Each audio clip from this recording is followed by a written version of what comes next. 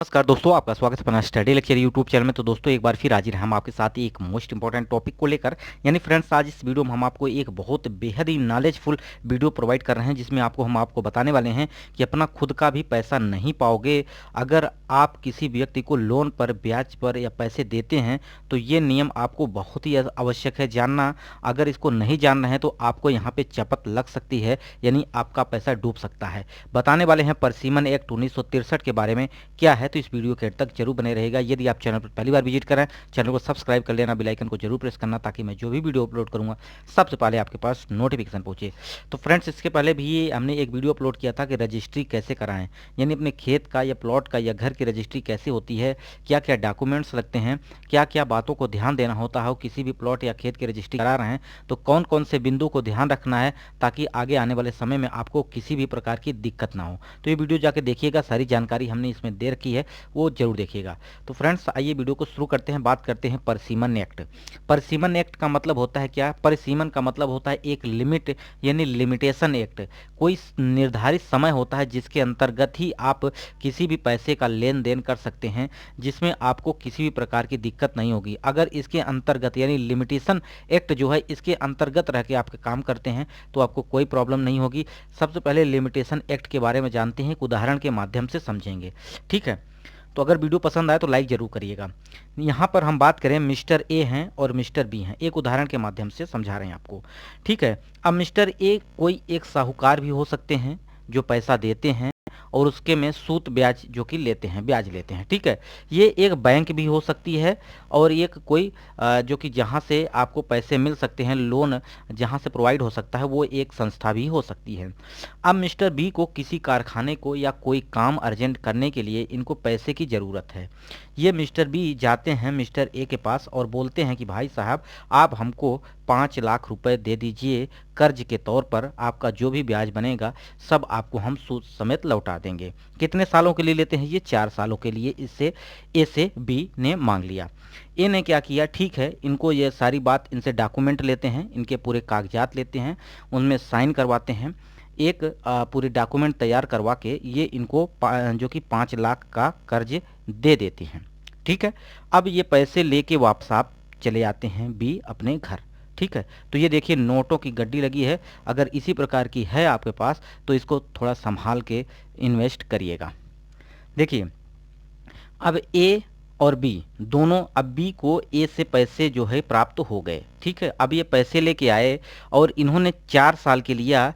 कब से लिया? टाइम पीरियड इन्होंने दिया कि 23/2/2018 से इन्होंने पैसा लिया इस तारीख को, और इनके देने का ड्यू जो था, ड्यू डेट थी जो इसको देना था पैसे, वो था 23/2/2022 को। यानी 4 साल का यहाँ पे टाइम पीरियड पूरा होता है और 4 साल के बाद इनको पैसे वापस लेने थे, ठीक है। तो अब समय बीत गया, आ गया 2022, ठीक। अब ए को ज़रूरत पड़ी कि अपना कागज़ निकाले और बोले कि अब हमको अपना पैसा लेना चाहिए। अब ये कोई बैंक हो सकती है, साहूकार हो सकते हैं जो कि पैसे देते हैं, वो तो आपके ऊपर डिपेंड करेगा कि आप किस प्रकार से काम करते हैं, ठीक है। अब ए भाई जो साहब जो हैं, ये बैंक के कर्मचारी हों या साहूकार, अब ये अपना पैसा लेने के लिए, यानी 5 लाख रुपए लेने के लिए ए भाई साहब बी के पास जाते हैं। ए जब बी के पास जाता है तो बी ने पैसे देने से मना कर दिया, यानी अभी बोला कि हम अभी आपको पैसे नहीं दे पाएंगे, थोड़ा अर्जेंट है, कुछ समय और दीजिए, ठीक है। ए ने कहा ठीक है, तो अपने कुछ काम के कारण वो वापस चले आए और पैसे नहीं लिए, जो कि उनका 4 साल का टाइम पीरियड पूरा हो चुका है, ठीक है। अब ये वापस आते हैं और वापस आने के बाद ये जो है किसी काम में बिजी हो जाते हैं और या कहीं पे अपना भूल जाते हैं कुछ समय के लिए, जो कि अब इन्हें बाद में याद आता है कि हमारा पैसा बी के पास है, उसको चल के लेते हैं, ठीक है। अब ये बी के पास जाते हैं और उन्होंने कहा, अब जाते कब हैं ये? 23 यानी 34 में जाते हैं। कब पैसा दिया था? 18 में दिया था। पूरा कब हो रहा था? 22 में पूरा हो रहा था। अब ये जा कितने रहे हैं? 34 में। यानी यहाँ पे 12 साल बाद ये जा रहे हैं ए बी के पास पैसे लेने के लिए। अब बी ने कहा कि हम आपसे पैसा नहीं लिए थे, वो मुकर गया, अपने जो वादा किया था उससे मुकर गया। ए ने कहा भाई साहब कि आपने पैसा लिया था, हमारे पास कागजात हैं, डॉक्यूमेंट हैं, इसके हम आप पैसे दे दीजिए। उन्होंने डॉक्यूमेंट भी दिखाया, उसने कहा कि ये सब फर्जी है। देखिए, बी यहाँ पे मुकर जाता है, ठीक। अब क्या हुआ कि ए भाई साहब कहाँ जाते हैं, ये वकील के पास जाते हैं, कहते हैं कि आप पैसे नहीं दोगे तो हम कानूनी कार्रवाई करके आपसे पैसे लेकर रहूँगा। ये दावा करके बी से ए वापस चले जाते हैं और वकील के पास जाते हैं, जो कि माना जाना वकील होता है, उसके पास जाते हैं, जिसकी रकम फीस भी देते हैं बाकायदा। और वकील के पास जाते हैं, सारी कंडीशन सारे कागजात दिखाते हैं और बोलते हैं कि सर हमारा ये प्रॉब्लम है, इसको सॉल्व कराइए। वकील साहब ने कहा कि कर्ज आपने कब दिया था, यानी जो पैसा आपने कब दिया था और कब वापस लेने की बात कही गई थी। तो उन्होंने बताया कि ये 22 यानी 23/2/2018 को हमने पैसे दिए थे। अब हमको जो कि 23/2/2022 को पैसे लेने थे, जब हम गए उनके पास तो वो नहीं मिले और मैं वापस चला गया। फिर से मैं 34 में आया हूँ वापस पैसा लेने के लिए, तो अब ये व्यक्ति बोल रहा है कि हमारे पास पैसा नहीं है तुम्हारा, तुम झूठ बोल रहे हो, ये सब फर्जी कागज है। वकील साहब ने कहा कि हम आपकी मदद नहीं कर पाएंगे।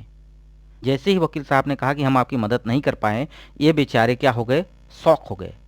यानी ये कैसे हो सकता है कि हमारी कानून क्यों मदद नहीं करेगा। तब इन्होंने वकील साहब ने बताया परसिमन एक्ट के बारे में। परसिमन एक्ट के बारे में देखिए, कई प्रकार के सिस्टम होते हैं जिसमें अगर आप कहेंगे तो एक लेबल होता है इसका, उस पर भी हम वीडियो आपको प्रोवाइड करेंगे। उन्होंने कहा कि कोई भी पैसा आप, किसी की लिमिट होती है 3 साल, किसी की 5 साल, किसी की हर एक कैटेगरी की होती है। तो यहाँ पे 3 साल लिमिट दी गई है पैसे के बारे में, लेन देन के बारे में।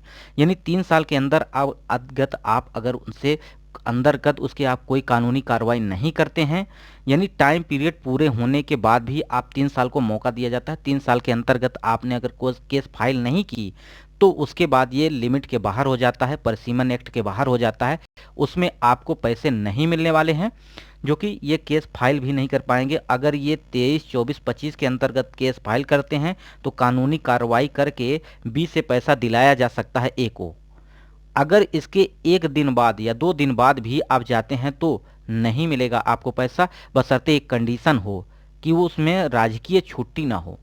अगर एक दिन भी आपका ऐड होता है तो संडे ना हो, संडे के बाद उसके जस्ट आपका 1-2 दिन की छुट्टी ना हो सरकारी। अगर उसके अंतर्गत करते हैं तो केस फाइल हो सकता है, अदरवाइज केस फाइल नहीं होगा, आपका पैसा नहीं मिलने वाला है।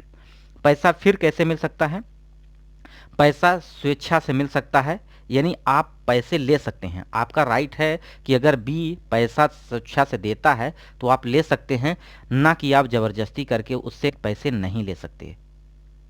यानी ए अगर चाहे तो वो पैसे जबरदस्ती बी से नहीं ले सकता है, कोई केस फाइल नहीं कर पाएगा, क्योंकि ये परसिमन एक्ट के बाहर हो जाता है जो कि 1963 का है। वहीं अगर बी अगर पैसे ए को देना चाहता है तो स्वेच्छा से दे सकता है, ए उसको ले सकता है, इस पे कोई कानूनी कार्रवाई नहीं होगी। ये भी नहीं होगा कि ए ले ही नहीं सकता, ले सकता है जब बी स्वेच्छा से पैसे वापस करे तो, अदरवाइज इस एक्ट के थ्रू आप ऐसा नहीं कर पाएंगे। तो ये ज़रूरी बात आपको समझ में आ गई होगी। ये वीडियो कैसा लगा कमेंट बॉक्स में ज़रूर बताइएगा। वीडियो को यहीं समाप्त करते हैं। नमस्कार।